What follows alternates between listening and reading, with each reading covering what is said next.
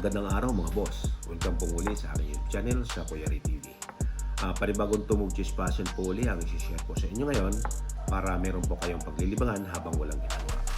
Ang puzzle na to mga boss ay simple lang, pero pag hindi mo nakuha ang first move, mahirapan kang talaga kung paano matihin ang black.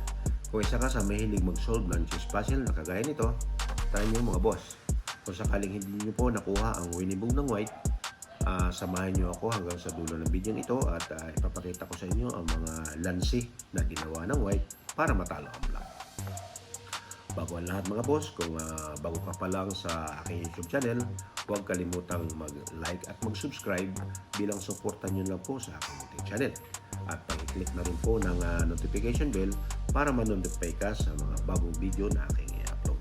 Maraming salamat po at umpisa natin. Bago ko po ipakita sa inyo mga boss ang kasagutan, ang ipakikita ko muna sa inyo ay ang mga maling sulong ng white para magkaroon po kayo ng idea kung paano matihin ang black. So ang sulong po dito ng white ay dito po ang tungo sa 8 at ang black naman ay dyan po ang tungo sa 1. So itong isang pawn po ay mapupromote na. Halimbawa, pagka ang move dito ng white ay siya ay nag C7,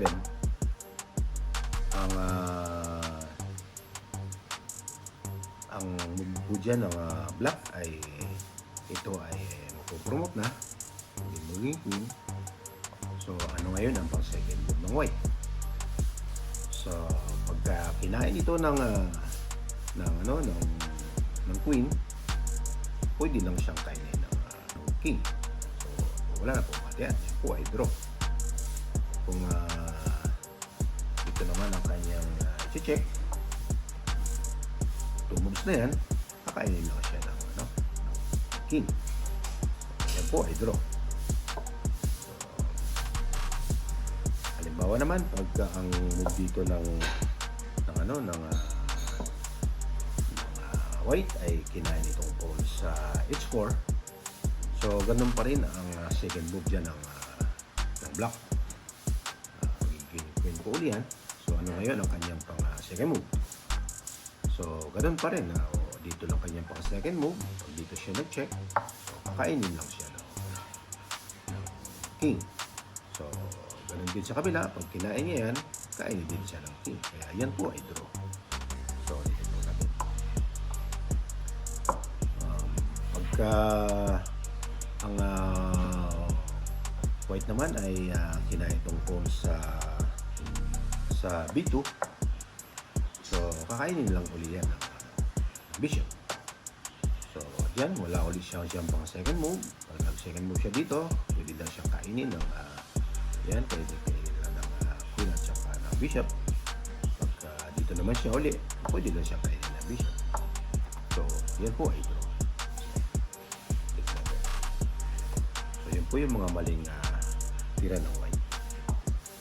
Halimbawa naman, pagka dito ng move ang queen sa c3, so sa move na yan, pag hindi nag-ingat ang black, pwede siya mamati. Pagka ito uli ay kanyang pinomote, mati siya sa a3.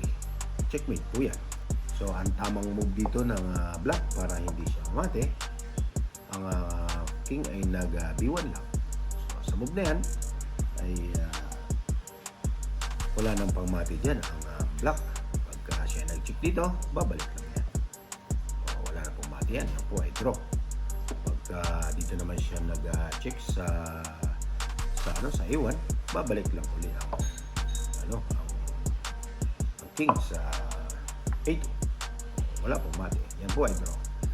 Halimbawa ulit, pagka dito naman nag-move ang queen sa a3, so ganun pa rin yan pagka ito ay kanya ina-promote. So ang pang second move ulit ng white yan ay dito lang uli o kaya dito, mati po yan. So yan po ang mga maling tira ng black. So ang tamang move ulit dyan ng ng black ay dito lang uli siya sa kabiwan. Pag ito uli ang kanya na-check, babalik lang uli yan. Wala na pong mate. Ganon din itong queen, pagka siya ay nag-iwan uli, babalik na uli yan. So wala pong mate. Kung sakali naman uli ang queen ay nag-E2, pag ito uli ang kanyang nag-move siya dyan na yan ay magiging queen. So ang second move dyan uli ng white ay nag-check lang siya sa A6. Mati po yan. Check po yan. Wala siyang pwedeng ikilos. Dito mayroong bishop. Dito naman mayroong pawn at saka ng rook. So ito po ay mati. Ang tamang move po dito ng black para hindi siya mamati ay dito siya nag-move sa ito muna para hindi siya mamati. Ang tamang move niya uli dyan ay B1 lang uli ang king. So dyan wala na uling mate, kaya yan po ay draw. Pag siya ay nag-check dito, iiwas lang uli po yan. Pag siya naman ay nag-check dito, so iwas pa rin. So walang mate. Yan po ang maling atake ng white na kahit anong gawing move, hindi pa rin kayang matiin ng black. Kung kayo po mga boss ay may nakita pang ibang move, post nyo lang po ang video. Kasunod na po ang tutorial pagkalipas po ng ilang segundo.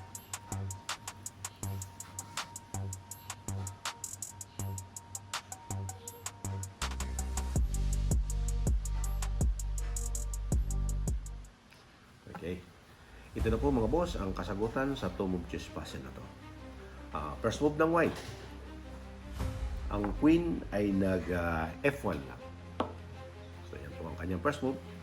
So sa move na yan ng queen, ang king ay wala na pong pwedeng i-move yan. And dito may rook.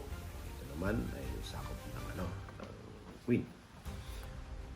So pag nag-move dito ang pawn, yan po ay magiging queen.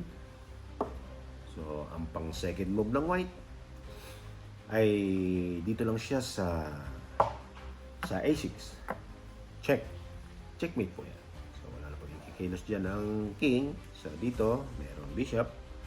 So dito naman mayroong pawn at saka rook. So yan po ay ulitin po natin.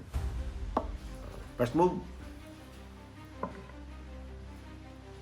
nag-F1 lang po uli. So sa move na yan, nakita ngayon ng black na dito siya nag-check. So ang ginawa ngayon ng pawn ay siya naman ay nag-promote uli. So ginawa niya itong knight or horse para hindi maka-check dito ang queen. Ito yung kanyang pang second move. Pero sa lance na ginawa diyan ng white, ang queen ay nag C4 lang. Check. Checkmate po niya. Dahil ang akala ng black ay dito ang kanyang pan-check dahil pwede siya makaharang dito sa A3. So ito po yung lance na ginawa ng white. Siya ay nag C4 lang. Check. Checkmate po yan. Wala nang kilos niya ng king. Dito siya sa B2. So, meron po din guardian na bishop. So, yan po ay mate. Yan po ang mga magandang lance na ginawa ng white, kaya natalo ang black. Isa pa rin ito mga boss na pwede nyong pasolve sa inyong mga kalaro para sila naman ang maghanap kung ano ang lance na ginawa ng white para matalo ang black. Abangan nyo po uli mga boss ang mga susunod ko pang mga video tungkol sa 2-move, 3-move chess puzzle.